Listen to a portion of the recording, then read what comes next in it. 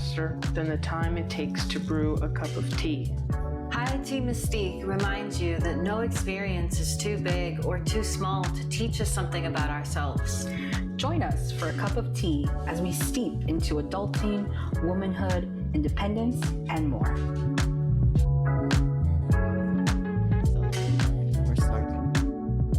Woohoo! Can you take me higher? No. Have you guys listened to All I Want for Christmas Is You yet? Yes. Okay. No. No. Nope. Wow, she's boycotting Mariah. I'm not ready. She said she's not ready. It was playing in a store. So I did Oh, listen really? to it. Yeah, it was playing in a store. Yeah, no, I haven't heard it IKEA? in stores yet. In IKEA, she asked? No, in Macy's. Oh, Yeah. no. I don't remember. Macy's. That's how much I must have been suppressing it. Are you talking about that Macy's when we went to the Starbucks? Yes, it was that Macy's, but it was a different occasion. Oh, I okay, go to okay, that okay, Starbucks okay. all the time because it's like right by my job. So Gotcha, Yeah. gotcha. I love my extra ears today. This is so nice. we all have extra ears. We Pam's is just a do. little bit smaller. Pam's are subtle, Subtle. They're a little deceptive. right? She's got little hamster ears over there. We got the elephant ears today. Yes. Yes. Yes. Yeah, we're trying out some new things with our sound. So hopefully it just helps to make some better quality content for all of you all, especially Mhm. those who are listening to us with in-ears. But that being said, welcome everybody. Welcome back. We have another episode geared up for you all for today. So thanks for being here. Thanks for tuning in with us. We are all definitely more energized today, not just because of the tea that we're going to be drinking, but also because it is November now. We are Woo! officially in the holidays. Are we Yes, starting yes. next week? Pamela, we are. They are here, whether you like it or not, coming faster every year, though. I it just need a seems. break. I've been traveling back to back to back to back to back to back, true. and I just want to, Yeah. be a potato. Well, hey, once the first holiday comes around, you'll get to be a potato, yeah? No, this is Patrick. I guess not then. Well, we'll go to the Krusty Krab, right, Tess? Krusty Krab. Okay, cool. I'll be under my rock. Oh. So today's episode, I should say, is the first in our next series. And this series is going to be geared around the holidays. So from now until the rest of the year, you can rest assured that when you tune in to one of our episodes, you'll be hearing a little something about what we think makes the holiday season special. And as you guys have already heard, we're a little unconventional when it comes to the holidays. We all have our own opinions and things revolving around this season. So we're going to keep it real with you guys while also trying to find our own holiday spirit within that. Yes. So today's episode, we're going to start by talking about giving back. So we'll be diving into the ways that we give back, lift up those in our own local communities, while also talking about things we wish we could do better and the reason why we think it's important to talk about this in general. And the tea that we've selected to pair well with this topic, which is a long-awaited tea that we've been waiting for the right time to have on our show, is matcha. We are finally having matcha here today. Cheers. It's so good. Cheers. Yeah, we all love matcha so much. And there's multiple reasons for why we're having it today, but I'm going to take a sip and we'll get into it. And this is a matcha latte because we're bougie like that. Matcha Oh, it's so latte. good. Oh my God. So With matcha vanilla.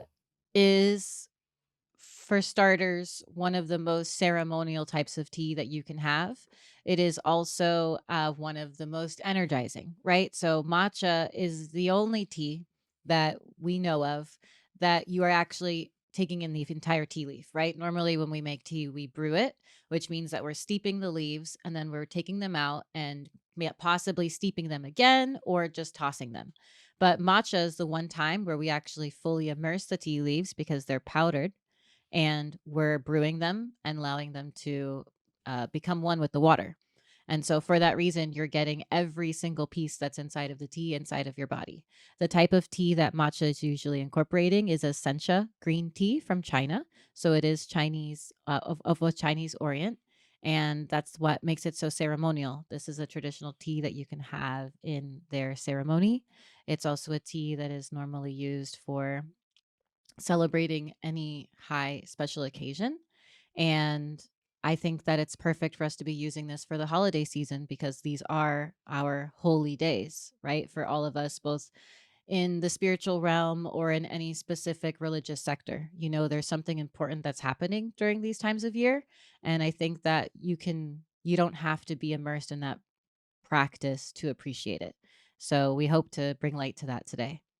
And we all love it, right? This is really good. Oh my god, it's so Yeah. good. We're having Pam's matcha today. Delicious. Yeah, I love it. And we mixed it with milk. I mixed it with a vanilla oat milk creamer Oh, and latte just to get that extra milk, but not super sweet. And it's a powdered matcha latte blend, so it already had a little bit of sweetener in it, with the matcha perfect. powder. But yeah, Yeah, it's great balance. Perfect. Awesome. It was perfect as it came. So beautiful. Yeah, well, and it didn't come.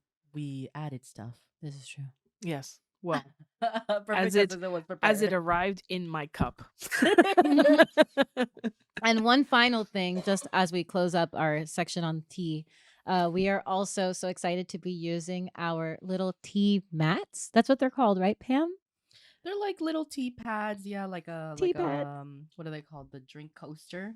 It's a nice little fabric drink coaster. I bought these in Old Town Alexandria for all of us, and Caitlin's version actually has the name of the town and the houses of what it looks like. It's so cute. I got this back when I went for a conference in Washington, and we wanted to just, in one of the break times, go out and explore a little bit. And this cute little local shop had these, and when you put a hot cup or mug over it, there are spices that are sewn within the coaster that when they're warmed up with the heat of the cup, they kind of permeate and help make the smells all nice and warm and spicy and put you in the Yeah. holiday season. We also Beautiful. have this backflow incense today Yeah, I that's can't kind keep of my eyes off all of over it. the place. It's supposed to be, so it's a cone incense that, because it's called a backflow, it actually, the smoke is supposed to come out from the bottom, and so it looks like it flows down almost like a waterfall of smoke. But there's something in the energy or today because it's going crazy. It's like a volcano right now. Yeah, Yeah. super cool. Whoop. Well, thank you so much, Pam. These are so cute. I recommend everyone to get their own tea pad because the aromatherapy benefits are awesome. Yeah. And with that, let's dive into our topic. So, as I mentioned, we're talking about giving back today. And I want to open us up by talking about the idea of giving back. So, when I say that, what I mean, what I'm referencing, and I think all of us here is how do we show up for our community? During these holiday seasons, during these times where, it's a time to really appreciate your community. I think that's the hope, right? If there's nothing else that you can gain from this time of year, we talk about how oftentimes the holiday season can feel very lonely for people, especially when you've encountered changes throughout the year. It's a great time to check in on those people that you know and often think about, but maybe don't reach out to often enough. And it's also an opportunity to do things for those who are less fortunate than you in life, right? In the ways that you see when you notice that there are folks in your community who may not have 3 meals a day or may not have clothes to keep them warm at night or keep them dry. And what can you do, right? How can you help brighten someone else's life a little bit more? But I also think that it's in the ways that we show up for the people in our daily lives too. How can I give back to those people who I see all of the time, and I'm already in community with and already love so much? How can I still do something special for them, right? In a way that they wouldn't expect me to, because we can always find ways to surprise those in our life.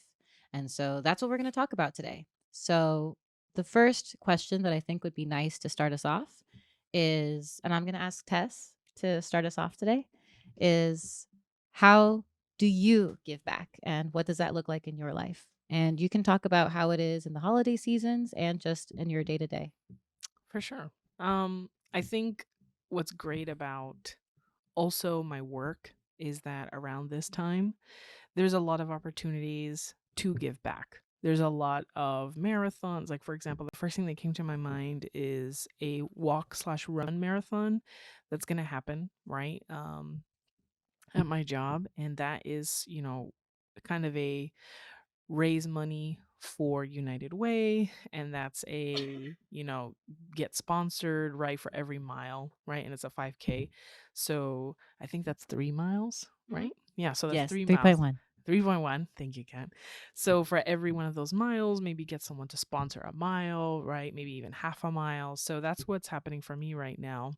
And the great thing about, I think, and I guess I won't say about United Way because I would be saying I know something when I don't, but doing marathons and running for causes and getting people to kind of sponsor steps as you go, right? It's very communal. It's very involved. So even if that person isn't running themselves, they're part of the event because they funded like that 1 mile, right? They gave you $1 or they gave you five or they gave you 20, right? And that cost specifically, I know goes back to students, because that's the nature of my work, and it goes back to student scholarships within, my institution. So that means a lot to me. That means a lot for my community too, because education is incredibly life changing, right? And it's a detrimental variable in anyone's life. So I think a lot about how we come to the kind of the end, right? Of especially in college, you come to an end of a semester, right? Around this time. And to do that at this point, I think means a lot because so many students out there are thinking like, I'm tired, I'm exhausted. Do I want to do this again? And here's a community saying, we want to make sure that you do because getting to that finish line is going to mean a lot. So giving back to people that, you may not think about immediately. Because I think when we think about in need, we conjure an image. But like you said, Kat, like it could be someone right next to you, right? Someone like next door. So um that to me, right, is the second person that I think about, right? Like the patrons, the people that I work with that, I maybe have some interaction with them, but there's so much need. There's so much need with young adults that are looking to start essentially a career and being a student, right? That's their start to their careers, a student. So it's very difficult. Um, Besides that, I think I always love to give to food pantries. I've done that a lot this year. There's been a lot of opportunities to do that, which I don't know if it's the first time I'm noticing it, but I moved right this past year, and one of the things I noticed is that I really didn't want to lug around from one location to the next all the cans and food that I had, and I was going into a shared space, so I really had to like downsize. And that's something that, of course, it was a little bit selfish because I was like, okay, I don't have space for this. I need to find. Yeah, I didn't want to throw it away. So there's a there's a food pantry, drop off location at Publix, at Walmart, again at my work, right? So that was something that I did kind of leading up into this moment, right, in this time of the year, and it is extremely easy. I feel like take a glance, when you're entering food markets because there's so many of those baskets that we just think are, I don't even know. Like I thought it was recycling when I passed by it like 4 or 5 different times. And then I noticed at the Publix, where I used to live that, oh, it's actually a food pantry deposit, right? And then when I noticed that one, I started noticing all of them. You find the one significant color and then you're like you see it everywhere. Yeah. So that was something I do more year or I did year round for this year because again it started off selfish, but it was actually very helpful, um and it wasn't like a big amount or anything. This is not sainthood here by any means, but it was, 3 cans here, and I actually found it really easy to kind of plan for one, like, margin of giveaway when I was like, "Okay, this is buy one, get one. One's for me, one's for a pantry." So I did that a couple of I times love this that. year. Yeah. Yeah, and especially because it's Thanksgiving now. I know I'm sure a lot of pantries are gonna be asking. The one at my work already did. And again, it's servicing the same, like, students who may or may not live alone. And a lot of the times, those students specifically are not living with their parents because maybe their parents are international or their parents are in a different state, or maybe their parents just can't afford to, you know, provide for them. So that's been really important. Um, I think those are the two, yeah, for me that I've really taken notice of. And they're a great too. I think that it's refreshing to hear you say that, Tess, because I feel like the food pantry one, especially, is something that is taught to us as children, right? Because in school, teachers are looking for ways to educate us on how to give back. And that's one of the easiest ways. And I remember, like, for years in school, always doing that. I remember in drama, we would do shows, and the ticket to the show wasn't money. It was always just to bring in canned food items. And so I got to say that all of the shows that I did were technically community service hours because we were raising food as opposed to money. And like that was all ingrained in our heads as children. And I think that as adults, we just lose track of how much less often we do that because of time and priority. And like you said, we just overlook our opportunities that we have. And it takes a little bit of rewiring almost because we lose sight of it. But it's great. And it's something that I'm trying to do more of this year. I was just talking about how I want to give to food pantries again, um, because I haven't done it without being asked. And I'd love to hear what you've been doing to give back, Pam. So I think this topic is really interesting. I've actually had this conversation with a friend of ours, Xavier, because there was a point in time where I felt that the both of us, and I feel like a lot of people, maybe in our generation or our friend group, we want to give back, but we don't know how, right? And that was one of the conversations that I had with him, and he was trying to put it more in a way of like, what can we do to solve this and like create a business sort of thing. But through that conversation, I realized how much people I know want to give back, they don't know how. And it's exactly what Tess said. Usually when you think about giving back or people that are in need, there's a very specific image that comes up in your head, right? Somebody who's homeless, somebody who's out in the streets. But there's more than one way to give back.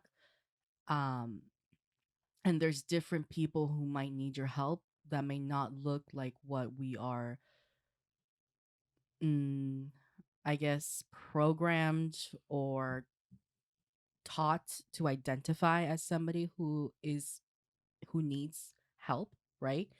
And so I feel like there's two ways that I have been trying to contribute, right? One of them is I do have a friend who I would love to have as a guest on this podcast one day soon, hopefully. She actually had a charity that she ran when she was younger and she wanted to bring it back. This was like her high school huge project. She won a Silver Knight Award for it. And I thought it was such an amazing initiative. And she said that she needed help. And one of the ways that I'm trying to get into that space and learn more about it is I figure if I can meet somebody or talk to somebody and understand what that process is to develop your own charity, right? And maintain it and what it means and what it takes to collect all of the donations, to give the donations, to identify the families in need, to work with your community. I mean, she's been able to make connections with the superintendent, right, during her time, and the principals of the school that she was in, and neighboring schools, and all of that. So all of that kind of work is so powerful, and I think I'm in a point in my life that I would love to do something a little bit bigger. Not to say that everybody has to do it that way. Any small deed helps, right? But because I work in education and because I see that in the place that we work, right? A lot of the people that we serve are low income immigrant families. And so there's a way that I could do that through my job, as an administrator, trying to fight for and advocate for changes that I know will benefit those students. One of those things that specifically the work that I'm in that's written in our grant proposal is open resources, right? And there's always going to be those sorts of conversations of, oh, but then how can we support this? Because open resources, the idea is that anybody can have access to information, right, and knowledge. And so we shouldn't have to charge people, even if it's low income or a low cost textbook. There it's a low cost textbook for this class and this other class and this other class, and so you multiply that by 5, it's still a lot of money that the students have proven to us that they would use it for daily needs, right? Like food, like to help with bills in their families, because that's just with the way that the cost of living has risen in Miami, that's just the reality that a lot of us deal with now. And so I'm still trying to work that out, right? Trying to figure out ways that I can contribute through work, through more formalized contributions like that charity. But there are also ways outside of that that I'm doing that I'm trying to be conscious of. And a lot of it is more of acts of service, which is also a love language of mine. So it makes sense, right? So friends that I see that are struggling, that have been kicked out of their homes or who are maybe discouraged and not sure what to do with their career, like pushing them, helping them if they think that they want to pursue whatever creative deed, trying to help them and invest a little bit in them and showing them, somebody outside of yourself believes in you so much. And for me, it's something small, but for them, it could be something huge, right? So even those small things with your friends and like encouraging words, I have a lot of friends who have come from that background of having to live in a very scarcity survival mode, who have been able to pull themselves out, and I feel nothing but love, and I feel so proud for them. But sometimes those friends might forget, so every now and then checking up on them, be like, you did such a good job, or do you realize how far you've come? And there's all those different ways that when I sit down, I think I haven't really done a lot, and maybe I haven't in the traditional sense, but there's all these other ways that I have been able to contribute or that I still can contribute, right? Even when it comes to opening up and creating spaces to have conversations that may be difficult for people, to give them that ear that for me, I feel like that's another form of charity because that contributes to mental health, right? And for you to be able to get yourself out of a really dark situation, you need to have a mental fortitude to be able to physically overcome that. And a lot of those times, those people are not treated as human. It's very easy to ignore them. I know sometimes you feel like you're in danger, and so you ignore them because you don't know how they're going to react when you see people on the streets, depending on who you're with. And I've been guilty of that too. But still trying to figure out ways of the people who I don't feel as scared of. Maybe if one of the things that I started looking into when I wanted to get into what is it called, cash budgeting, with this whole system, whatever. I mean, it sounds like basic budgeting, but a part of that is that people take out money in cash like singles and they'll separate, right? This is what I'm going to contribute. So if somebody on the street is like, oh, do you have $1 or something, I already have that budgeted and I have that available, and I can give that to them if I need to. Or I've even, because I've been wanting to figure out, right, how can I give back to my community, how can I give back in a way where some of the people who say, oh, but if you give them cash, you don't know what they're going to use it on, there you can still give them a little like care package in a Ziploc with granola bar, with things like non-perishable food, nutritious food, with a little mini first aid kit, whatever it may be, and you can hand those out to people, and the people who truly need that will appreciate it, right? So those are the kind of the ways that I've been trying to give back, or at least ways that I've been exploring to be able to do more of that. But I feel that most of it has truly been because I'm doing work, I'm doing school, we're trying to do this podcast. There's a lot of stuff. There's travel that I've had to do for work. There's travel that I want to do for personal life. So it's a lot to balance out. And I think the first step is also for me is to acknowledge what can I do without depleting myself? So if it gets to the point where I start depleting myself and it starts affecting me negatively, that's not doing any good to anybody, right? Because then I can't continue to give out if I myself can't maintain myself. Ooh, So ooh, pin that conversation. Pin yeah, it.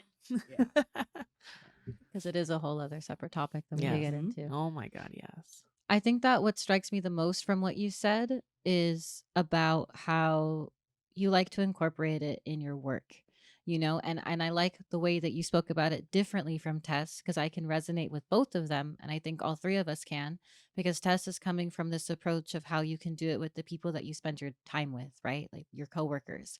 And I love how Pam is saying it from the perspective of the people that you are working for, the students.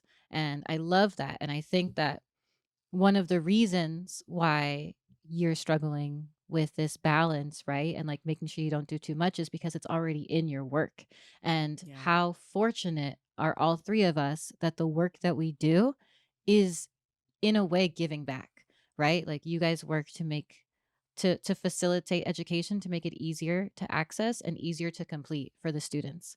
I perform in schools for students, right? Sharing stories of how they can overcome adversity and how they're special and unique in every sense of the way that they are.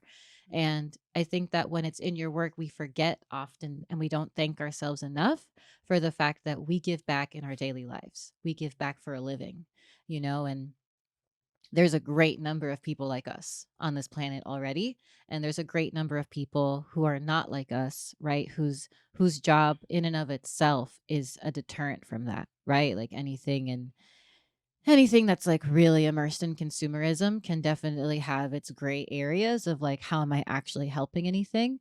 And my heart goes out to you because, hey, I am also in the consumerism industry too. I work in retail part-time. And so like you definitely, it's a natural struggle and a natural thing that you're going to have to work to figure out. So for me, I want to preface with the fact that I already alluded to the fact that in school, my shows in high school, right? My shows, we did canned food drives. And so that was something that I was familiar with as a child. And something else that I was familiar with as a child and into my very early adulthood while I was still religious was community service through my church. And so I knew that I've said this in an episode that my favorite thing about church was the worship, was like communing and singing and experiencing that together as a community. It was also serving. It was also like gathering together to feed the unhoused. It was also going out on the streets to share the word, which really I would say in practice was less about sharing the word and more about sharing love and showing people that you see them, because of how often they can walk around in the world with people pretending that they aren't there. And it's so important to show someone that you see them. And I learned a lot of lessons from that. And it's unfortunate that when I left the church, I left that behind too. And I felt like it was actually really challenging to find ways to serve the community in that way that weren't connected to a religious institution. And so I kind of just left, because at that time, there was no community outside of the church that was doing that, right? That I had the awareness of. And I think that as an adult now, it's been an interesting homecoming back to, because now I think, and the pandemic was a big pivotal shift for this as well. When we realized that how close all of us were to poverty and still are. And I can only speak for Miami, but I would also like to think that that's many more people than it was prior to the pandemic. And I think it's been humbling and has brought us together more so as a community. And now we have some more systems in place locally that give you an opportunity. We have community fridges that you can hmm just go and drop off fresh produce to, so that anyone who really needs it that day can grab it. And sometimes that might be you, and that's okay, because it's the idea of community helping each other. And so right now for me, giving back looks very local. I think I try to tie it into the things that I love and let it go from there. So right now for me, giving back looks like inspiring people to move their bodies more. I am one of the leaders in a run club, and I encourage people to move. And I run all the time. I walk the run club. I lead the walkers because for me, I think it means so much more for the people who show up to move their body than it is for the people who are already moving their body, and this is just another thing to add on, like another thing to tack onto their week. And both people are getting benefit, but I get so much more benefit from being there for those walkers, for being there for those people who are like committing to doing something for themselves and having the best, most fulfilling conversations and learning about how easy it is to be re-inspired by meeting someone new and sharing that, which I couldn't do on a run, right? We can only talk so much when we're running. So it's really special, and I don't know who's getting more from it. I don't know if I'm getting more from it or if the person walking next to me is getting more from it, because it feels really, really fulfilling, which is how I know that what I'm doing is working. And I think that the other way that I work to give back. And it's something that I struggle with because I've talked about in previous episodes how in my career as an actor, sometimes you struggle with, well, me, sometimes I'll struggle with what happens when I'm not working in the way that I want to be working. And it's really hard to go to that show sometimes that you auditioned for and you didn't get the role, but other people who are in the show. And when do I feel like I'm sacrificing my mental health to go and see this show? And when do I feel like I can set that aside, right, to go and see this show? And I think that it comes down to my viewpoint and why am I going, right? Because I think it's really important to show up for our friends. And I think as an actor who has had so many shows, and wanting people to come out and support me and like having that feeling of when it doesn't happen, is it hurts. And I think it's something that like maybe we don't talk about enough, of like you are doing something that is for the public, and so the public is going to come out, and naturally, amazing, I get to perform and I'm doing it, but it almost doesn't mean anything if it means nothing to the people in my life. Like I'm doing it for me, but the hope is that it inspires the people around me to come out and see some art, because if I can't inspire my own community to come out and see art, then how do I expect to convince people who have never met me? And that's something that I think has been really pivotal, because I recognize that if it hurts me, then how do my other artist friends feel? Because if there's anything I've learned about being a human, it's that we all experience the same emotions. And so I really try to put my best foot forward when it comes to going out and supporting theater. If I have my own personal reservations, they're personal, and that's okay and that's valid. But when those aren't there, I have to put in that extra effort to be there and to show up for them, because that is giving back. It's giving back to my theater community, and showing all of these companies that I see you, and I want you to know that if you're struggling, it's not it's not going to be because of me, that I'm always here supporting you and I'm always here to vouch for you. And if I can't make it to the show, know that I'm going to let everyone know that I can't make it to the show, and tell them that they should still go out there, because it's so so important and it facilitates what I do. So if there's anything that I can do, and how lucky that I'm in theater. So the holiday season revolves around all of these different performances and shows, and there's no way that I can make it out to all of them. But the least that I can do is make sure that everyone else knows. And it's like Pam was saying, it's a simple thing in the moment, but it's also a system that you've created for yourself. So might be harder the first couple of times to do something like that if it's a little out of your comfort zone, but it'll get easier with time. And I think that's a good segue into the second portion of today's episode. We've talked about the ways that we have given back and that we do show up for the people around us and the people that we don't know. But I think it's also important to talk about the ways that we fall short. And again, this is unique to what we think, right, of ourselves. It's almost like a self critique made with love, because the hope is that in sharing the ways that I fall short, I might be relating to you, and maybe it's something that we can work through together. So I think I'm going to have Pam lead us on this next one? Hmm. Oh man, I feel like I kind of preface a little bit, right, with some of the shortcomings, um, because there is more that I want to be able to do. There is, there are times where even at work, they'll be collecting clothes for donation and all of those things, and I just have such a busy and overwhelming schedule that I just simply forget the date, right? That, oh, it was today that we could have the opportunity to bring a bag of clothes and have it be donated, right? And so when I think of it as a way of self critique in the form of love, right? I'm acknowledging the fact that I want to be able to do better, and that yes, I was busy. And so if that is what's preventing me from being able to contribute more, what can I do to help not be so busy, right? Or at least how can I handle my commitments, my prior commitments that I know I have to get done more evenly spread out so that I'm not overwhelming myself, burning my own fuse out, and being able to contribute more. And I think one of the ways that, in terms of my shortcomings, that I want to be better at as well is being more knowledgeable.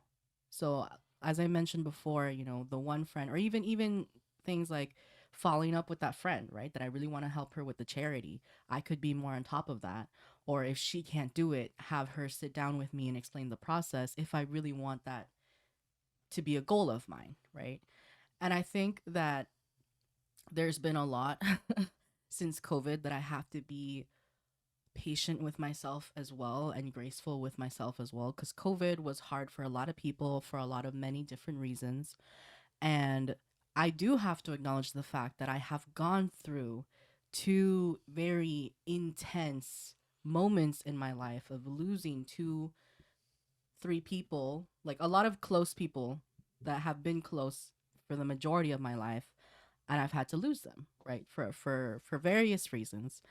And so I have to acknowledge that part of myself where if I think that I'm just gonna, self critique and beat myself down and be like, you should have done more here, you should have done more there, I'm just going to beat myself to death, because there have been things that I know were very traumatic, that I know took a very long time to process and to overcome. And so I have to allow myself the time and the space to kind of get back to square one, to be at that point that I was prior all these events, to be able to have that motivation, right? To go out and learn more and give back and all of those things.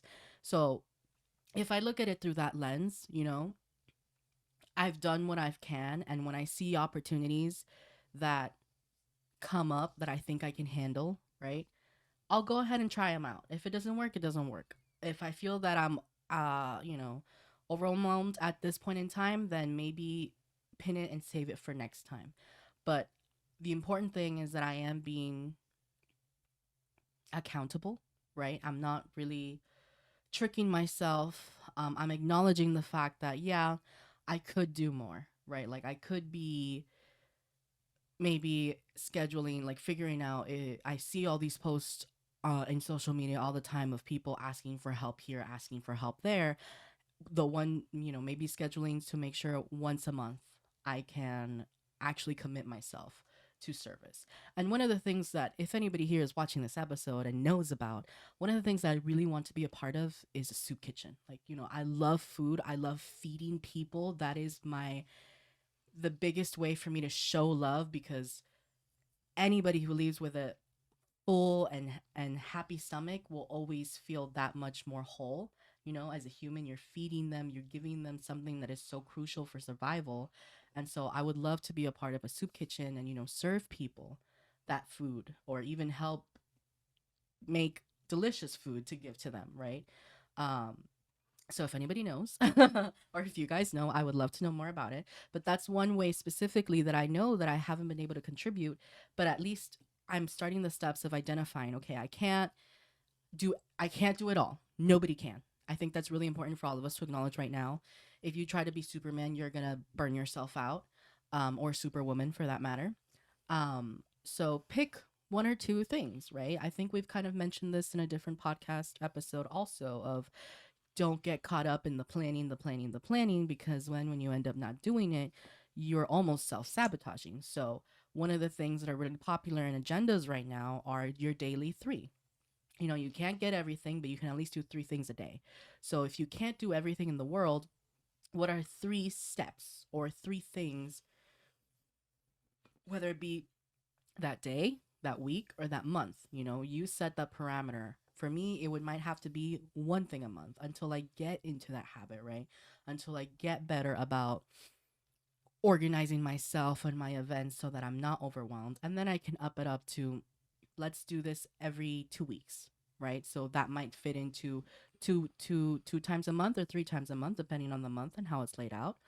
Um, but even and even paying attention to what's available at work, right? Like right now, Tess was talking about the United Way walk. They're also collecting clothes. And I know I have to get rid of so many things in my process of reorganizing. So it's a good opportunity for me to collect them. And even then, you know, I know that I have an aunt who works in the hospital and they're always looking for clothes to give to patients who come from the streets. Their clothes may be dirty, they have nothing to wear, and they need to give them something on the way, or at least my aunt likes to give them something on their way out of the hospital. So there are avenues for me. I just have to be more proactive about it. And I do acknowledge the fact that I am in school. It's a lot of work, but I'm almost done with it as well. So I can start, which I think is also interesting because and I think it's good that I've taken the time away from giving to be able to refine my self-awareness, because now that I know that I'm getting close to finishing my schooling, I do feel a different energy of wanting to be able to do more. And when, like, once this is over, I know I'm gonna be able to organize my both of these rooms, organize my bedroom, organize my podcast room. So if I know that that this energy is coming, I can also harness that energy and try to plan ahead so that, okay, if I know that I want to reorganize my room, what are some things that I can do to help make sure that these things are given somewhere where somebody can really take advantage of it and it's just not going to be wasteful, right? And a lot of that might take some time because I don't want to just go to Goodwill and give them the items that I know are not going to go to people in need, right? I could give them to United Way. I could go and give them to my aunt. I can ask my friend if she knows people, you know, whatever it is. Or I think I remember even one time telling you when you were trying to get rid of your luggage to go to adoption centers, I think, right? Mm-hmm. Because when those kids get adopted, like, and they take their stuff, they don't have bags. They're given all of their things in trash cans. So I mean, not trash cans, trash bags. um but I think a lot of it is really just knowledge, awareness, making sure you're paying attention. What is it that I can't do? Why can't I do it? And what can I do to make it better? And when it comes to charity, when it comes to giving back, I think a lot of it, I think all of us want to do good, right? We just don't know how and we don't know where. And so far, that's been my experience, even with conversations that I've had with friends.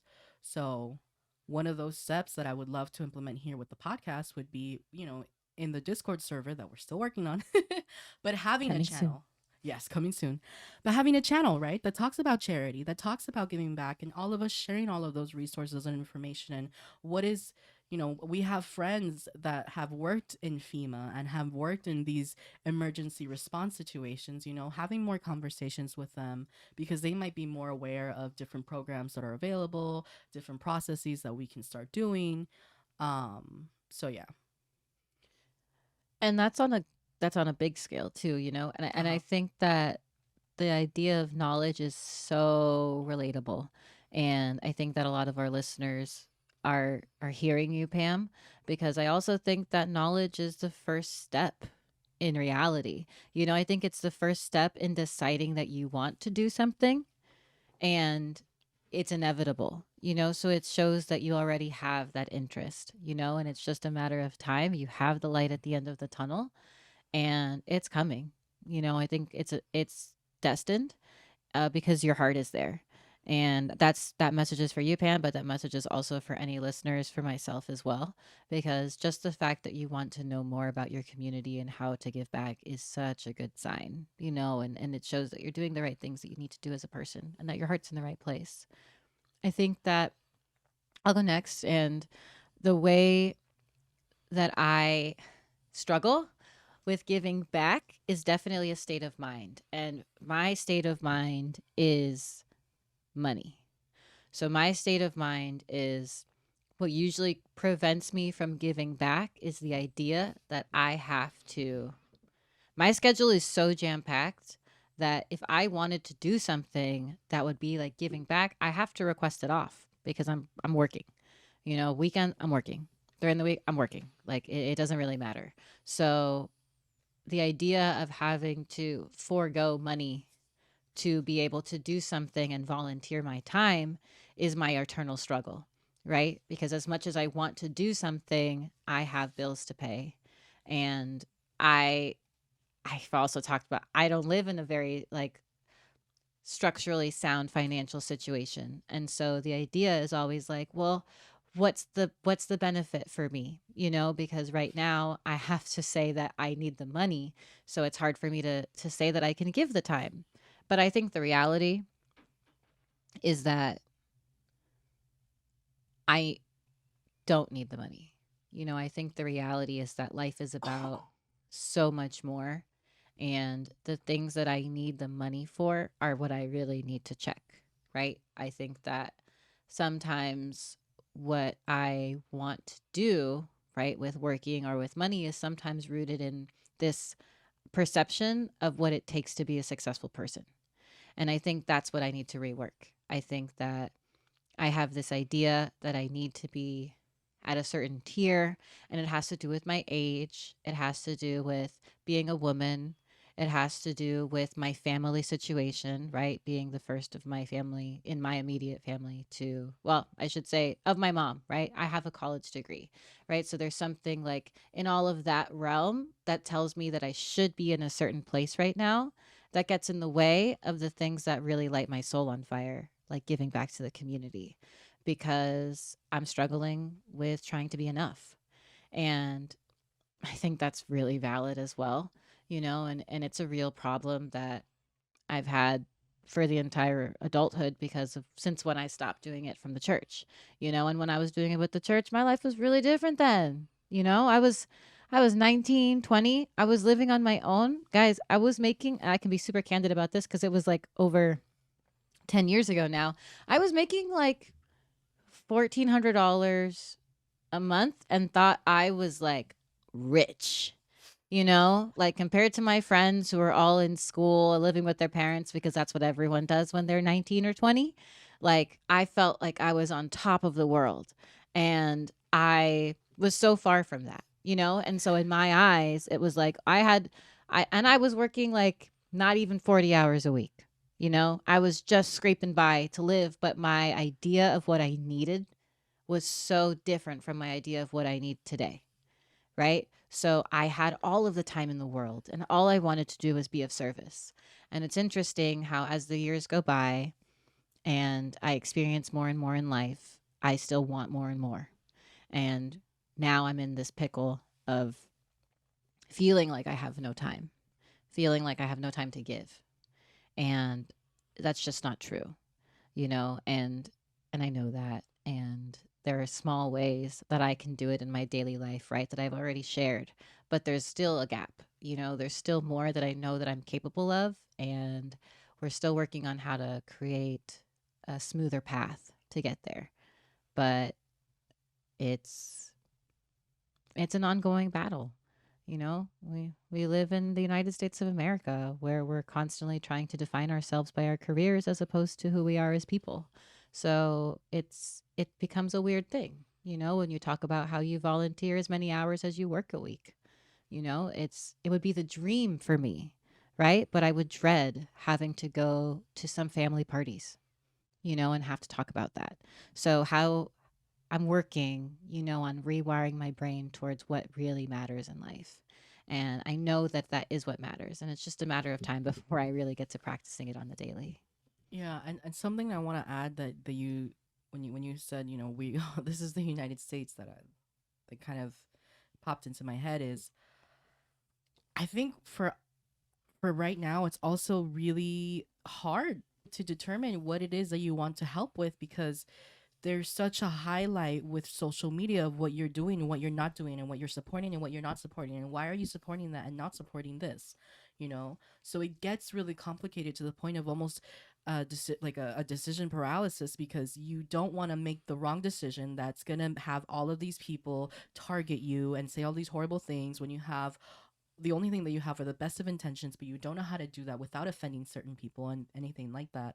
And so, you know, I acknowledge that. And what you said, I'm glad you said it because it is very valid. And I'm sure a lot of, you know, I resonate. I'm sure Tess resonates. I'm sure everybody who's listening can resonate with that as well because of that societal pressure also to be living the lives that are being articulated in Instagram, right? And I use that word intentionally because it's all fabricated. That's not the reality of their lives 24/7, but it's still a pressure that we feel that we have to live up to, especially I feel our specific generation because we're getting into that age, right, where we should be settled down, where the typical norm of success should have already been. You know, we have the pressure of the generation prior to us or the generation of our parents who can tell us, oh, at your age, I already had 2 kids. I already had 3 kids, you know, and you have that pressure. So, how is somebody supposed to balance school, work, having a family? Because that's the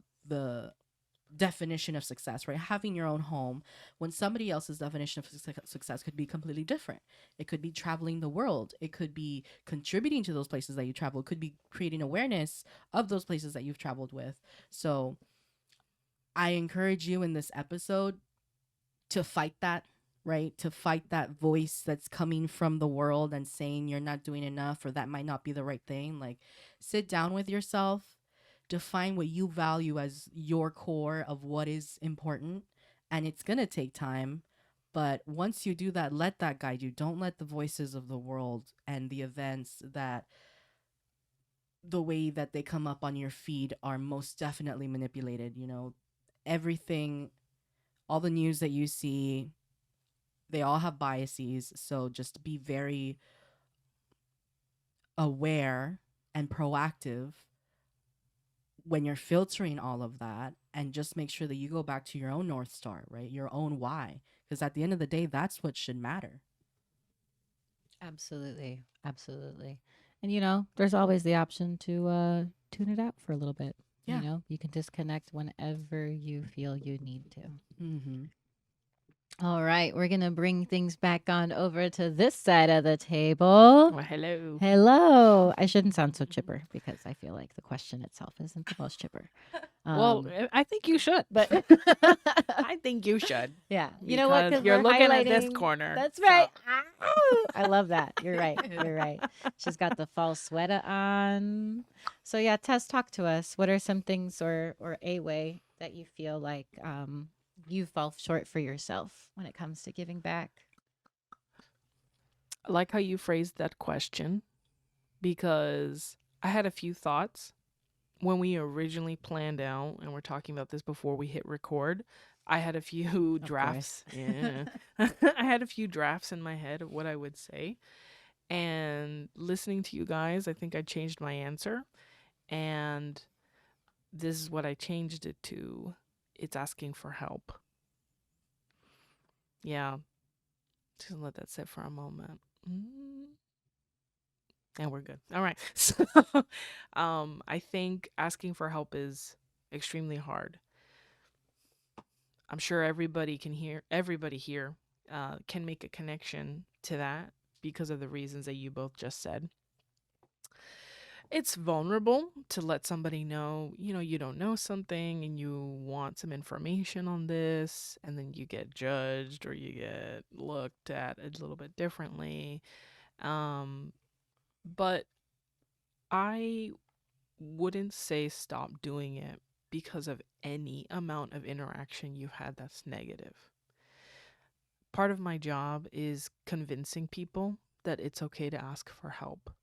And it kind of makes me sad that I have to do that. Again, because it's obvious to think, wow, this woman or this man or this person impoverished, they need help. Me, that I'm just struggling with this one thing, who am I to ask for help, right? I think I think it's a little deafening when you say that about yourself. Like, "Oh, I don't need help." Well, I'm sorry. What definition or what limits of help do we have? Um, a lot of us at this table have been talking about about helping people that we don't even know, right? So why are we so ashamed to ask people for help that we see every day or that love us and have told us that they love us and they care about us and they want to see us happy, or that we have helped them? Because, when Pam was talking about how she gave back, I was thinking about the exact people she gave back to, you know, and I could see their faces and I could imagine them wanting to do the same for you, Pam. So I think asking for help is something that I have to work on, and I invite everyone to, if you feel comfortable with it, hold on to that, because that's a skill, But most importantly, it is circling back to the conversation of making sure you're okay to keep on not only helping other people but being okay, right? Um, that pin and that conversation is definitely going to be elaborated, right? Because we're talking so much about giving and we're talking so much about time and charity and the multitudes of that, but I think it's easy to get lost in the sauce and that this is the only thing you're meant to do, right? Is to lay on a table and say take it all, right? But just as powerful as it is to do that, it's extremely necessary to make sure that you have an avenue of help as well. And I feel like I am the type of person that wants to do everything for someone, and I bubble with anxiety whenever I feel like I want to ask somebody else for help. It takes a lot. And I hesitate, I don't do it. I make excuses in my head. And when I do actually do it, because sometimes I have, I've grown, right? A little bit. And it's happened and I'm okay. I'm like, whew, all right, nothing happens. We're still alive, And I kind of pat myself metaphorically on the back, like, yeah, like this is healthy, right? Because no matter what, asking for help and receiving help and then being able to give that help in this cycle, right, of giving back and receiving is healthy, right? And I say that to myself, really, more than anyone through this microphone. Receiving is healthy, and it's okay to receive help. I wanted to find another word, but I couldn't. I guess my mind was like really trying to teach me a lesson and say, no, say it, Tess, say receive. um, yeah, I think that's extremely important. And I want it to be a lesson for myself. So I guess I'm sharing it with everybody too. But asking for help is good because when you feel comfortable to do that, that tells me that, the chemicals in your brain and your body are not torturing you into making you think that you're not worthy of that help. So, yeah. Mm. I also think, thank you for sharing. I also think that what you said is so important because I think that gut impulses are very spiritual. And I think that when we listen to our gut, good things happen always, and I think good things long term. So I think that maybe it might be a gut reaction to say something that's uncomfortable in the moment that you don't want to do, but it's always because you see something greater in the future and you have to listen to that. And so asking for someone for help, especially in this context, right? Of wanting to give back, of wanting to do something bigger than yourself, when you have this inkling to ask someone for help in that, you're asking to expand the opportunity to feel better, and to do something that's going to make others feel better. Like you have an inkling to amplify.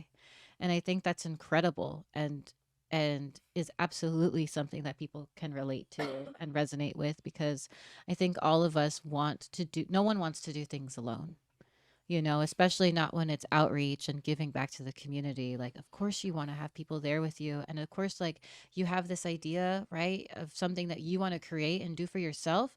Yeah, you shouldn't be doing that alone. Absolutely, you should be reaching out for help. But I get it, because you're asking for help for most likely something that's unpaid that people are going to have to put in extra time for. And like, all of these are valid things to fear that people might not want to do.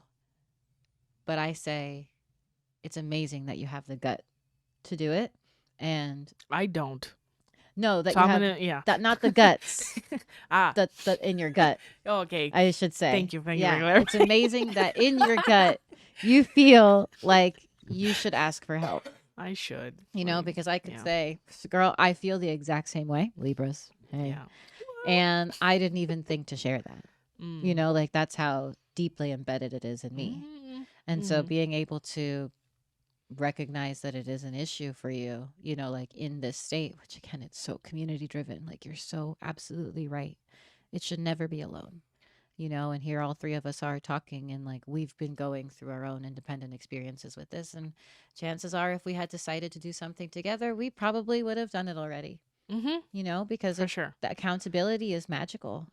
It would have been fun too. Yeah, It it could will be still be now. fun. Now Yeah. it will be, because It now will we be will. fun. I think Yeah. we should challenge ourselves to it. Will be fun. And just something that I wanted to add to what Tess was saying. I think part of it is what you said, Kat, right? Like, how can I ask these people to put in their time and their effort on this volunteer thing, or there's no way for me to compensate them for their time?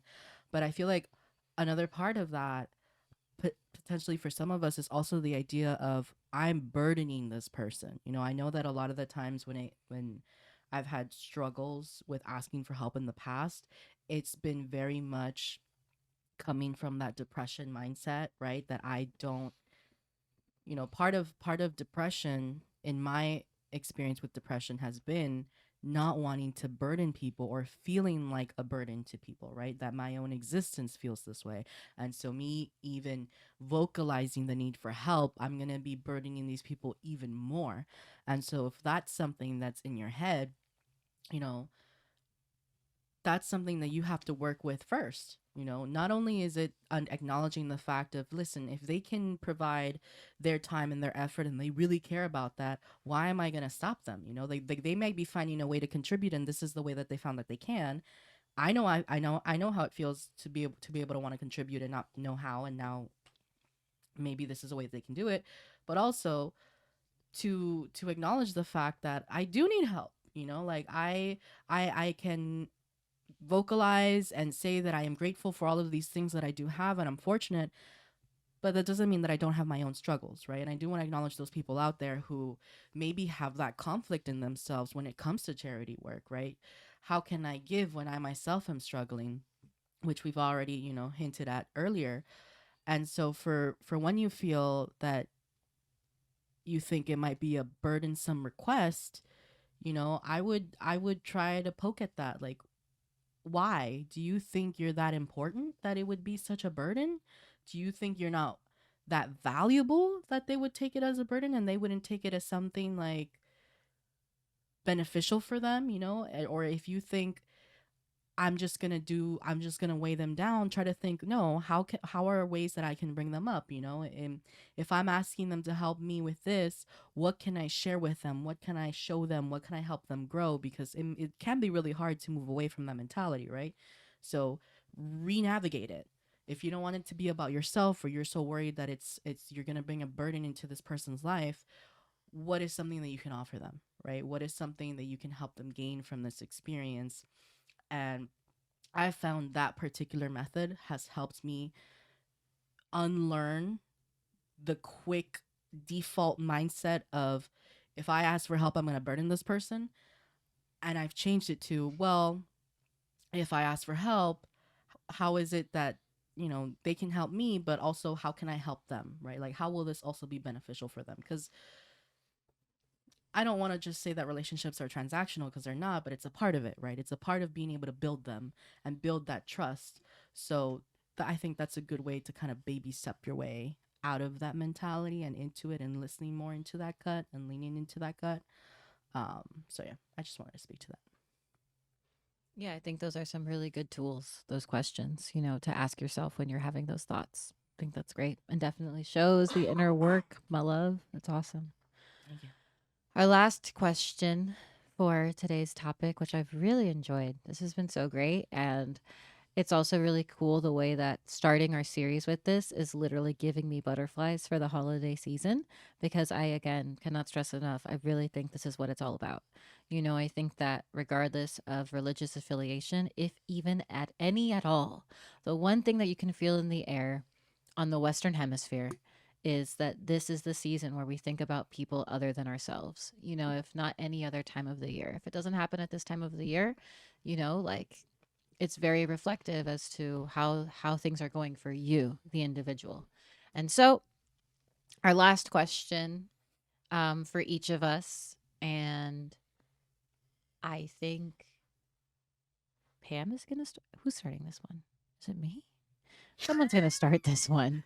And the last question is, why do we think it's important? We talked about why we give back. We talked about how we feel we fall short. And now we kind of just want to talk about why we think it's important to give back in general. And I think that this might be a little repetitive, so we can kind of do it as more of a closer, Mm-hmm. just some final thoughts, things that have popped out within the episode, anything additional that we want to throw in there. And I guess I will start. So I think that it's so important to give back because, with everything that we've been sharing today, I want to take it again to the spiritual side and say that there is a sense of fulfillment that you get from doing something for someone other than yourself that will fill your soul in a way that nothing else can. I think it's the reason why we admire people like Gandhi, like Buddha, like Mother Teresa, and like Jesus, for the lives that they lived in selfless pursuit of the human experience being better than when we first got here towards when we leave. And I think that the more of that you can fill into your life, the more full your life will be, which is why I use the word fulfilling, because I think that those times where I'm really struggling and I'm really not doing well in life, it's because I'm so focused on myself, and I don't have any avenues in my life at that time to pull me out and remind me that the world is so much bigger. I think that that's why puberty was so hard, was because I was so self-absorbed, and I wasn't doing anything aside from being obsessed with my own little life. And that's why I say puberty, because I think we can all relate to that, is we had this time in our lives where everything was changing around us, and we were all realizing that the world doesn't revolve around us. And as an adult, I think we still go in waves of that. And it's so important to have something you can attach yourself to that's greater than you. And if you can find that in your life, and I promise you that there is a way to find it in your life that ties in with the things that you love. Always, no matter what you do, no matter what you do, I'm an actor, and they both work in education, and like we found ways to do it in our work, and it's out there. And it might not be in within your job, but I promise you that there's a way for you to give back to the community, your community, in in a way that you'll love and that won't feel taxing. You just have to work a little bit harder to find it. If you don't want to be the person like feeding the unhoused on the street, that's okay. Like there are people that ignites their spirit. You have to find what ignites your spirit, because if your heart's not there, you're not doing anything. It's so much more than giving someone a sandwich, and it's so much more than sitting down on the sidewalk and having a conversation with someone. It's about sharing a bit of your life with someone or something else to make it better. And if your intention is there, you're already off to an amazing start. Tess? I laugh because it was a very sudden decision. It was. Kat turned her head, and I was like, "Oh, It was. I mean, hey, mull it over. yeah, yeah, yeah." Um, to put it simply, I think because you said it, and I will co-sign it. Um, Giving back is part of the human experience. It's part of growth. It's evidence that you know what you've learned and how to apply it. I think. You learned this was difficult. You know how somebody else can avoid it. And applying it and helping someone avoid it is proof that you learned. To put it as simply as I can. Um, and I know that as a storyteller and someone who loves stories, there's many ways to apply lessons and bring them back to where you are now in life. And there's no end of value to gaining those lessons and applying them. That's what I say. A word. Awesome. Yeah. Thank you for sharing. And there really are little lessons in everything. And it's just about us choosing to see them everything everywhere all at once. Plug. Plug. You know, my answer is pretty similar to yours too. I was gonna go into the spiritual realm. Whelm. I think it's so easy in our lifetime to get distracted, to feel alone in a time when there's so much opportunities and potential for connection, because there is no humbling of yourself, right? We live in a society that is just boost yourself, sell yourself, sell yourself. But I think what's so important for us to remember that is very unique to the human experience is this idea of understanding that there's more than yourself and there are things that are bigger than yourself. And so and it all boils down, right, to treating people as human and being human. So like how Kat was saying, if you don't think that serving people food is your avenue, you can start with making sure people in the service industry are treated well, right? Like maybe you Work. work in retail, maybe you work in the restaurant. What are ways that you can advocate for those people? Like, what are ways that if you see the younger generation leave their trash and or they have this mentality of, oh, the custodian picks them up, and treating people beneath them, like as if they're beneath them, right? There are so many ways that you can contribute, or like it doesn't have to be a materialistic tangible thing. It could be changing mentalities. It could be what you can do to make somebody's day better, right? If you notice that like a really quick example is at work, at the cafeteria, when I order my food, I know that that lady has this rush of people all the time, and she's a student at the college and she's always working there, she's always on her feet.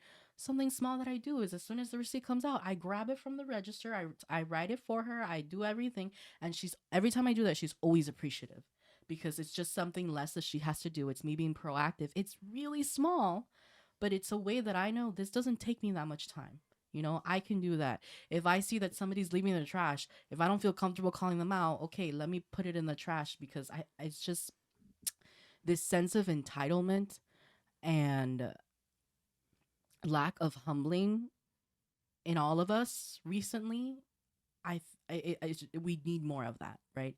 Um, I was at just to, like, this is something separate, but at a conference that I went to recently, one of the points that this person who was giving a presentation brought in terms of how are we going to navigate, right? Like the time that we're in right now is so fast paced, is so quick to evolve, especially with this evolution of artificial intelligence and how that technology can compute and make things more efficient. How are we going to, and this is with the topic of education, going to adapt with those things but not lose ourselves, right? And lose the humanness, or how are, there's so many people that talk about like, how is my job going to be relevant, what are things going to change? But at the core of it, I always think, just go back to the humanness. Like, what is it that we can offer that the machine can't? And one of my favorite things that presenter said was that we need more, I think he said epistemic, to refer to like the times of Marcus Aurelius and stuff like that, but humility. We need more humility in this world. We need more people to say, I don't know everything. I don't want to know everything. Or why are we doing this, right? Like, who am I to think that I am above this person, this custodian person, to treat them like crap? We both eat, we both shit, we both, sleep. And it's this idea that comes with society and comes with this hierarchy of, capitalism, of any sort of structure that tries to organize people, in my opinion, that they feel that there's a need for someone to be a leader and for someone to do this and someone to do that. That doesn't mean everybody should do it, and that doesn't mean anybody can't do it either, right? That doesn't mean the person who's been working as a janitor their whole life couldn't be an amazing leader. And that also doesn't mean that the person who has been a leader in their entire lives or comes from a line of leaders should still be a leader. You know, there's, Preach. yeah, like That's a word. there's so many ways that you can do it, and I encourage you to explore all of them. And one of the things, for to answer the why, is the first thing that popped up in my head is the word ikigai. So ikigai is a Japanese term, and it originates from Okinawa, and this is also, what do they call it, a blue spot. I saw a documentary on Netflix, but this is an area where the people live up to 100 years old, right, and have lived like that. And one of the main reasons why, outside of the typical norm that people would assume, right, their diet, their lifestyle, and all of that, everybody has a sense of purpose. Everybody on that island is raised and taught, and it's spoken as it is a community mindset that you are here on this planet for a reason. You are meant to contribute, whatever that may look like, whether that be you get into woodworking, whether that be you make a big company, whether that be you're cleaning up after people. Everybody has a role. Everybody has a reason, and no role is more important than the other one, right? We might need more of one because we have, a bigger population, we need more doctors, whatever. That doesn't mean we don't need these other people and that they are beneath either. So, if anything, why should I even look into charity? One, it'll help you keep your humanity, because I think that's just embedded in us, right? We're very social beings. But two, so many times we see on social media and we see on the news somebody who's rich and who's famous and has all these materialistic things that we have equated to success in a fulfilling life, and they commit suicide, or they weren't happy, or they're all on these crazy drugs, and they're going to, and they have everything. They have everything that you can think of. But that's not what we need as humans, Like, you need to have a purpose in this life, and really think about that, and try to move away from the standard definition of success, because it could just be you, and this is me talking to myself, you teaching abroad and maybe not making all of that money, but making a change in those students' lives, right? I remember struggling with this concept in Japan. And should I stay here? I'm not making a lot of money, but look at all of these conversations I'm able to have with these students and change their mind and have them not think it's only, work straight into the workforce or just school. You can do like voice acting if you really want to. Nobody supports you. Guess what? I hear you. Just giving them an ear, just listening to me over there, that was service, right? So be very creative in how you see it. And that sense of fulfillment and purpose that you get is worth every single effort. Pam was in Japan as Robin Williams in the Dead Poets Society, changing lives one student at a time. I feel like that's anybody who really gets Yeah, into passionate about education. education. Yeah, and is very Absolutely. passionate There's a about it. lot of Robin Williams out there, I'm sure. Mm-hmm. Awesome. So that does conclude, I believe. Yes. Yeah, just making sure. Yeah, No we're all final good in thoughts. this corner. So that does conclude today's segment on our topic. But of course, as all of us look forward to, I know I do, we'll close out today with the cards and see what they have to say to us. I'll pass things back on over to Pam as she walks us through. Yeah. So I know we talked a lot today, and it might have been overwhelming for some of us. Um, so when Kat told me and Tess that she would love to start off and kick off the holiday season with this topic, the deck. So for those of you who can't see, I have my tarot decks on a shelf over there, displayed and on top of a desk. And so I was looking at them and trying to figure out which one was calling out to me for this episode. And the one that really came out to me was this tarot deck called The Witch's Wisdom. And it's very beautiful. The cover has all of these trees, and I just want to read what it says on the inside. So it says, magic of feather, song, and air, awaken, inspire, and make aware. Magic of claw, hearth, and fire, warm, enliven, and inspire. Magic of fin, womb, and water, love and dreams conjure. Magic of fur, seed, and earth, embody, nourish, and give birth. Magic within and around awaken, spirits, answers, and guidance taken. Ask your questions, shuffle the cards, open the book, and take a look. Spirit hears what's in your heart and answers with love, wisdom, and art. So, having said that, I think that's really the energy that I want to go into this tarot read. And I think that's also why I was so drawn to this deck, because this is a very vulnerable topic, right? And it can be very confusing. But at the end of the day, it's like what Kat was saying. What is that gut saying? Not guts. Gut. Not the guts to do it, but what the gut is saying. The gut. Singular. Really ingrained that one today. I did. I learned. Thank you. I learned something today. Okay. So I kind of did a shuffle. It wasn't a full shuffle, but these are the cards that came out, and I think I'm gonna stick with them because that's what feels right. So They're so cute. yeah. So this one actually has images. So if you've heard us before and heard me talk about tarot, some tarot decks will just have, if let's say if it's the 10 of coins, just 10 coins floating in the air. It's not as illustrative as the original Raider Waite. But this deck actually has illustrations for each one of them. So for our first card, we have, so beautiful, the Strength card. And in this deck, it shows a woman with this dress that also has leaves on it, but she's surrounded by nature, by a moose, by an owl, even a polar bear looks like a goat. So all of these different animals in nature. Then we have Journey, number 15, that shows a mountain. There are some birds in V-shaped formation in the background. There's a lake, and there's also a person with a horse, almost as if they're going into the valley to access that lake. And then we also have 16, Love, which shows a woman in a dress with a fox.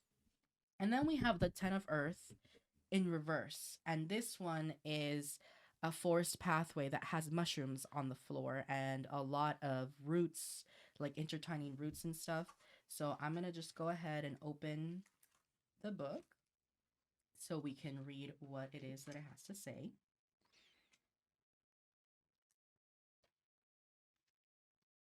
So 14, Strength. It says, wisdom, the pilgrim is awakening to her power. It courses through her from the ground up, sustaining and absolute. This force of creation is an unfamiliar feeling, and yet she knows it to be real and essential. It's hope fulfilled, potential recognized, and all that is right in the world and in her. But how does she summon it? Wield it. What purpose does it serve? Until she has the answers, she can't unlock its magic. There are challenges before her, and time is growing short. For too long, we have feared the force of nature, thought it red in tooth and claw, or thought ourselves uniquely superior. Separated from the sacred, we have become wounded, unconcerned, and cruel. We have ascended through domination, the mightiest predator of all. And now the world lies, dying at our feet. But nature can't be conquered, nor is there need to do so. The pilgrim's path has given her the strength of the goddess Artemis to heal what we have broken. She stands amid nature's glory and knows where real strength comes from and whom it's meant to serve. Creation's infinite expressions that teach us of their divinity and our own. A quiet, hidden wood mouse, a blue winged butterfly, an owl, a cat curled in the sunlight, an oak tree in the garden, the heather on the hill all guide the pilgrim now, and she plunges into life. She becomes a salmon, swimming strongly upstream, then scrambling to a wooded shore, becomes a bear, a wolf, a moose, a black crow flying through the air. Fit, strong, and confident, she is able to call upon the elements, upon wind and flame, earth and rain, to dance with them, become like them, draw power from them. We wielding unwavering sovereignty when the earth and our body are inseparable. The pilgrim steps out of the shadows and into view. Humble and open hearted, she has become a speaker for Mother Earth, for her children, for all the peoples who cannot speak for themselves, but who can teach us what it means to live rightly, to live as one. Her purpose is her strength. That's beautiful. That is so on point. With I think, yeah, that's everything that we've said. Yeah. Right. Down to the humility, down to trusting yourself, down to the is this going to be a challenge and you have to figure out how it looks like for you. For essence, it says challenges, courage, care, heart path, purpose, action, service, empowerment. And the counsel is life is full of challenges that can fill you with doubt and fear. Are you good enough? Smart enough? Strong enough? If you wait to feel courageous, you may never act at all. Here's the magic trick. Act even if you feel afraid, and you will become strong. Leap, and on the other side, you'll find your courage. Face the worst, and it will bring out your best. You'll discover what you believe in, and that you have power to do what's right, even if it seems to put you on the losing side. Stand strong, stand for what's right, speak from your heart. The path of the heart is the path of strength. And whenever you doubt this, spend time in nature. Let your heart open and feel yourself part of the whole earth community that loves you, supports you, and knows what you are. Strong. And then for the magic portion, it says, what do you believe in? Find that, and you'll find your magic and your strength. So, to me, that echoes everything that we've been saying, right? And it's I even found it funny when it said, when you lose yourself, go to nature, because part of what I was envisioning when it comes to something bigger than yourself, which was a recommendation I was thinking about saying, so I'm glad this read is reaffirming me to say it out loud now. If you ever feel like you need a pause or you're not in a place to give at the moment, right? Go out into nature. Go on a hike. Go see these mountains or these trees that make you feel so small in the world, but that feeling of feeling small in that specific case is so helpful and so healing, because it really comes down to what the book says, right? Let your heart open and feel yourself part of the whole earth community. So nature is a part of this, right? It's a part of what also helps us feel together with the world. So maybe your path may not be helping other people, but it could also be helping the earth. It could be helping animals. So whatever it looks like to you, you'll find that. And I think that this first card is reaffirming that it will happen. For anyone who had doubts, you just have to dive in, right? For the next card, we have Journey. And this one says, All pilgrimages are journeys into the unknown. The path disappears. There is neither map nor sign. Those who passed this way before left no mark on land or time. The pilgrim is discovering where they are, and so they are discovering who they are. The vastness of the land around them puts things into perspective. They have learned they can't depend on someone else's map if they are to have the great adventure of finding their own way and so finding themselves.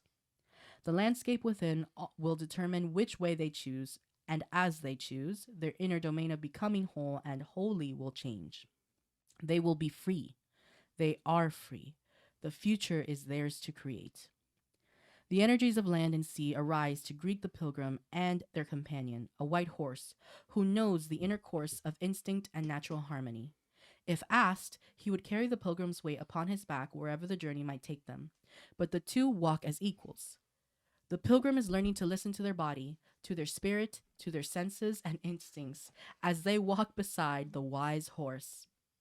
The pilgrim is experiencing the way of mutual devotion and wisdom greater than their own. Far off in the distance, ancient herds thunder forward, following the ceaseless cycles of sun and earth. Their course is set by the seasons, a life regenerating rhythm revealed by land and light. It is animal wisdom honored by our ancestors who migrated in their company, constrained by human borders, trusting the vast tides of life flowing across Mother Earth in search of green grass, fresh water, and the future. The journey of life is a pilgrimage. Some paths are well worn by the ancestors of all the peoples, some are known only to those who travel between the worlds, and some become visible only when the light shifts and the way is revealed within. On this holy pilgrimage, each path is as unique as the one who walks it, but the landscape through which all travel, all the children of Mother Earth, is the same. It's sacred, and every path leads home. For the essence of this card, it's pilgrimage, movement, self-discovery, trust the path, Ithaca. Counsel, it's time to ask yourself, where am I going? Your question will be answered with another question. Where do you want to go? This is a moment when great changes are underway, in yourself and in the world around you. You may feel uncertain about which direction to take, which choice is right, and what will bring you fulfillment. It's time to travel light, pack only what you need, and leave behind old ideas, especially ones that come from other people and their expectations. There are no mistakes, only adventures that will teach you who you are and why you are here.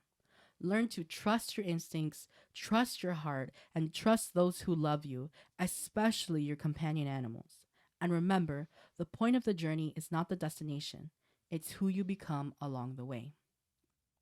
For the magic, face east, stretch out your arms, and turn slowly clockwise in a circle. Reach out to the sun above you and the earth below you. Close your eyes and turn inward. Where is it you wish to go next? Spin until your heart says stop. Open your eyes and take the first step forward in the direction you've chosen. It's time to work magically with the element of that direction. Thank the sun and the earth and continue your journey. So, even the second card, right, is echoing a lot of what we said. And to take that moment to think about it and to pause and to reflect on where it is that you want to go and how you want that to look like for yourself. Tessa, do you want to say something? I'm going to do that today. I'm going to go outside, circle myself, let my heart stop, and then walk. Take a step in that direction. I would do that in a patch of grass with no shoes on. Connect with the earth. Maybe I should do it every day. Yeah.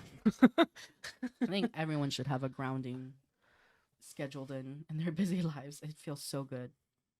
I actually took my shoes off for that bridal shower that we went to because I really wanted, besides the fact that my feet hurt in those shoes, I wanted to have a moment to connect with nature like that, and I haven't been able to because there's not that much greenery around me. Would have to go to a park. So I took advantage of that opportunity that her backyard had grass, and it felt so good to just have my bare feet touch grass and the earth. There's something chemical there. I could be wrong, but I feel like I No, read you're that. right. Okay, great. I've actually seen videos of horticulturalists Mm-hmm. Horticulture. placing the like the battery parts Yes. into the ground, holding it on concrete and holding it on grass to show the That there's an connection that energetic, nature gives yeah. us. Mm-hmm. Mm-hmm. Yeah. There you go. Look more into that. But yeah, there's something chemical there. Something happens to the I brain. saw that and I wanted to try it out. So maybe in the next episode, I'll give you guys an update if it worked. But yeah, I saw that too. And that's why I wanted to touch grass. Okay, so the next card is love. And it says, read to us when we were children. Fairy tales still cast their spells today. Oh, I'm sorry. Read to us when we were children. Fairy tales still cast their spells today. Love potions concocted out of words conjure the prince on his white horse, the princess in her tower, the rebel in his car speeding through the night, the girl on her front porch dancing in the moonlight. The path to love is magical. The outcome never certain until we close the storybook and look behind the curtain. False starts and broken hearts, passion and projection. Only when we're ready to do, only when we're ready do we learn love's true course and purpose. For what we long for on the outside, we must first find on the inside. But it takes more courage than 1,000 battles with all that we must risk to remain vulnerable, present, and open to receive life's greatest gift. The universe senses when we're ready and sends a guide of true devotion without conditions in perfect love and trust. And so the pilgrim guide appears, her familiar and companion in her quest for love. Thick, soft fur beneath her fingers, warm breath upon her face. Fox is her beloved on this journey to become whole. She looks into his eyes and sees he's part of her soul. He looks into her eyes and sees she is part of his. From heart to heart, love flows. It is the greatest magic. Safe now, the pilgrim lets go of her fear of human frailties and infractions of wounding, abandonment, and betrayal. Fox leans his head against her chest, and the blessing flies through her like the love spell that it is. Without dread or inhibition, she lets her heart open and expand. She has found the missing half she has been yearning for. She has found herself. She has learned the lesson of love. Look within, for when you find love there, you will find it everywhere. Fox curls up to sleep, safe in the pilgrim's lap. The essence of this card is love, recognition, self love, devotion, companionship, the greatest magic. The council says, you're ready for love. Begin or begin again. Stay or go. Say yes or no. There is no wrong choice. Every relationship offers a mirror to see yourself clearly and a chance to discover what love means to you and what makes you happy. It's time to discover the unconscious patterns and projections that influence your choice of partners and the dynamics in your relationships. Are you drawn to someone because they reflect missing or wounded parts of yourself? Self awareness and self acceptance awaken the magic of self love within you, and love heals all wounds. The love you feel for yourself will shine from you like a lighthouse beacon guiding love to you. Then you can truly love another, and who that is will be your choice. You will be free from the limitations imposed by society, religion, or upbringing. And then for the magic part, it says a love spell. It says, write a love letter to yourself. Carve your name into a red candle, carve a heart around it. Stand in front of a mirror. Light the candle and hold it in front of you. Look into your eyes until you see how much you love yourself. Cry if you need to. Feel the gentle power and love of the divine that surrounds and embraces you and resides within you. Remain in those feelings of love. When you're ready, read your love letter to yourself. Blow out your candle and let your breath carry your spell for love into the world. Keep your love letters someplace safe. So, I still feel that this is echoing right what we said, and it's also the common thread, right, of what it is that we've been talking about and charity and the purpose. And I think what really echoes for me in this card in regards to this topic and with the other cards is this idea that which we've mentioned before, right? You cannot give to others until you first are okay yourself. You cannot love others until you learn how to love yourself. And so one of the things that I think is so powerful about this card is, even though it's talking about love, right? And the way that love is presented to us in our society is your Prince Charming comes out of nowhere, or oh, the timing was wrong, or it's portrayed as something that's so outside of our control. And what I love about this card is that it's saying the complete opposite. You know, you have the power, you have the magic inside of you. Once you do that inner work, that inner healing, that then anything can happen. You know, you can make it a reality, whatever it is, that you want to look for. And I think that's the same principles that we can take into our charity work, right? What if you think it's so far fetched, or maybe there's no way this could help people, or I can't organize this, why not? Ask for help. Ask for help. And, or, you know, it could even be telling some of you, let love be that guidance, right? What is it we were talking earlier? Kat was mentioning, find that spark for you. It may not look like that for you. And something else that was echoing here is that it's your own journey, right? You're figuring it out. Some of the things that are being common in this read is, one, we have the power. Two, part of discovering what it is and what it looks like is a part of your own journey to help you manifest that power and shape who you are. And third, lead with good intentions, right? Lead with your heart, lead with love, and let that guide you. And one of my favorite things that this thing has said is, picture it as like a beacon of light. That's something that I always say and that I always felt whenever I would like hug my dog or anything like that. The first thing I picture is this beam of light that's coming from my heart and is entering my dog, or is entering whoever that I'm hugging, that I really want to give them, you know, the love that I have. So I love that they included that imagery because it reaffirms how I feel about love. So figure out, follow your heart. Where is it gonna guide you? Where is that light shining? You know, and if you need help, ask for help. Go outside, go spend some time in nature, take a break, take a pause, reflect, think about it, right? Um, and then for the last one, we have Earth.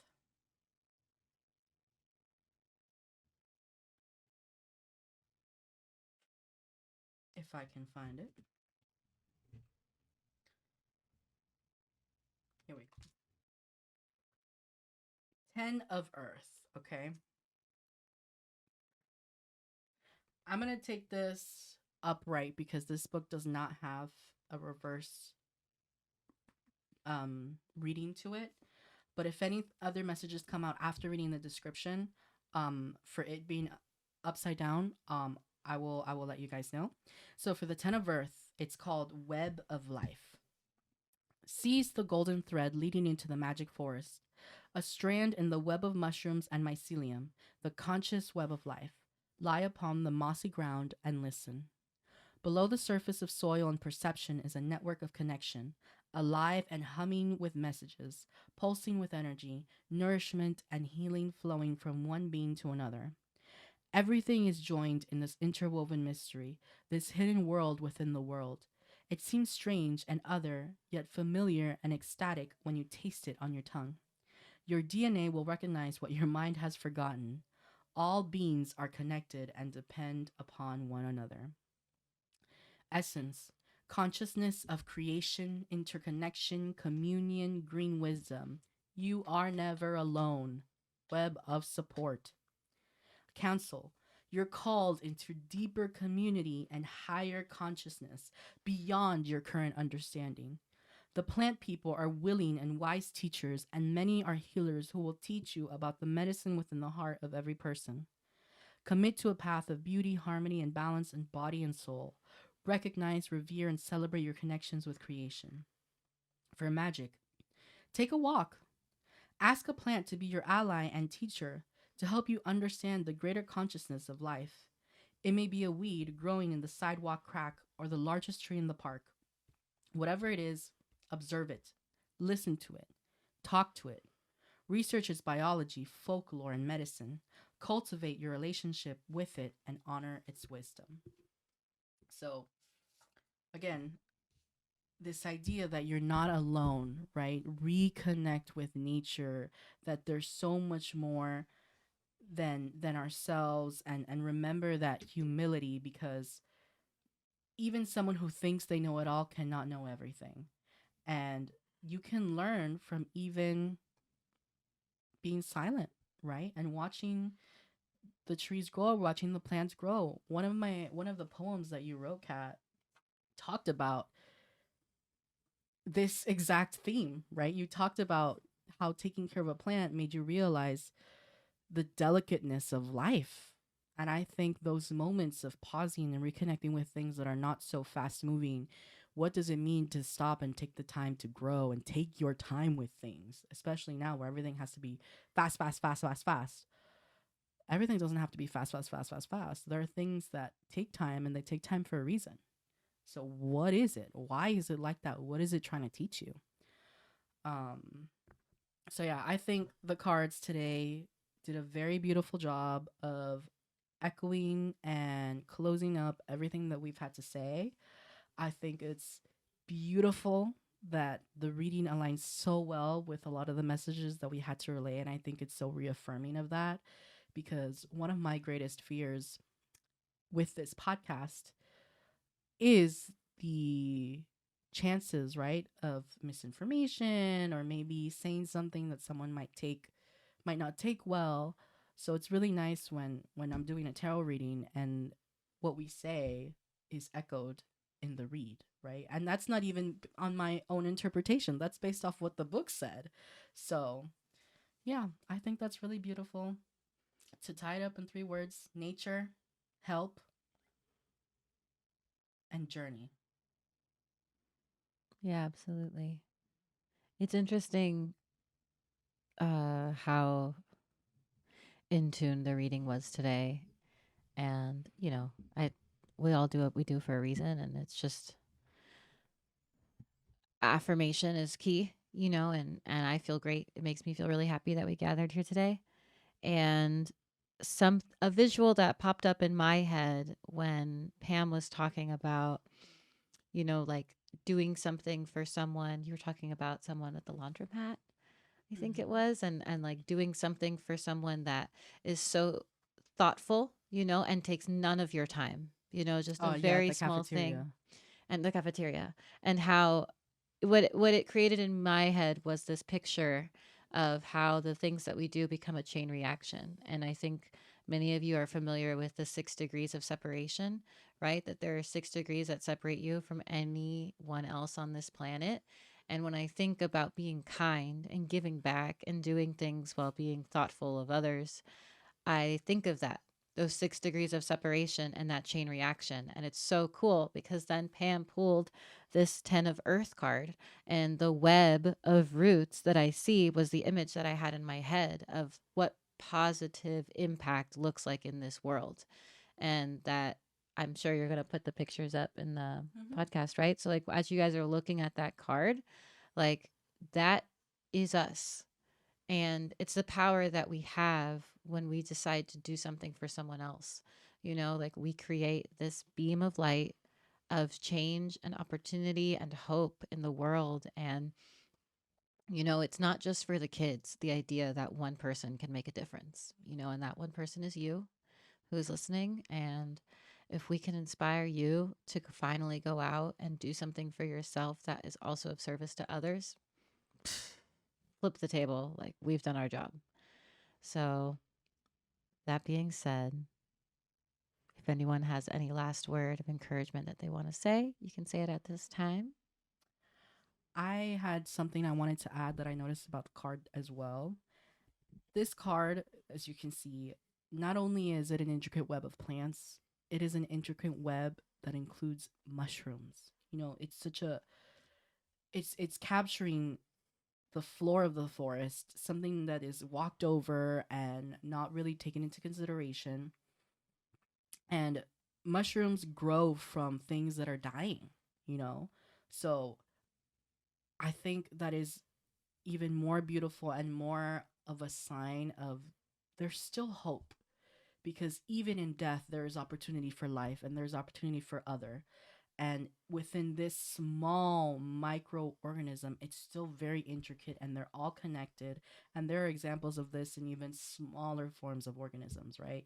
So the power of that connection, do not take that for granted.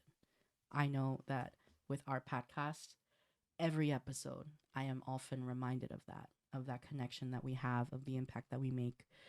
And I am so appreciative of that because it helps me make sure I don't take this for granted.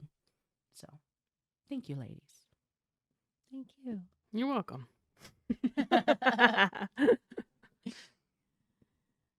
All right.